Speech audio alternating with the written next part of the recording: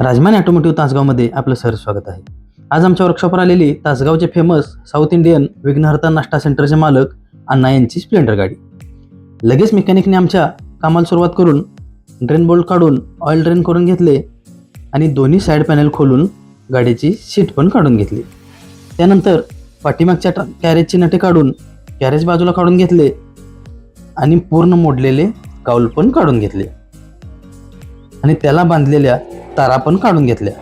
त्यानंतर पूर्ण चेसला एअर मारून क्लीन करून घेतली आणि नवीन काऊल शेट घेऊन त्याच्या सेंटर पट्टीला एक साईडचे काऊल जोडून आवळून घेतले आणि दुसऱ्या साईडचे पण काऊल घेऊन ते पण जोडून आवळून घेतले. लगेच काऊलला रबरी बुशिंग लावून घेतले आणि त्यात डॉयल घालून काऊल सेट गाडीला अडकून घेतला. लगेच सीट खालची सपोर्ट पट्टी लावून आवळून घेतली आणि बॉक्समधून नवीन ओरिजिनल कॅरेज बाहेर काढले आणि गाडीला अडकून आवळून घेतले. त्यानंतर सीट पण लावून घेतली. लगेच एअर फिल्टर बॉक्स खोलून बॉक्स आतून किल केला आणि एअर फिल्टरला एअर मारून पेट्रोलने स्वच्छ धुवून गाडीला फिटिंग करून घेतला आणि त्याचे टोपण लावून त्याचे स्क्रू लावला आणि आवळून घेतले आणि त्याचे बाहेरील दार लावून त्याला कुलूप घातले.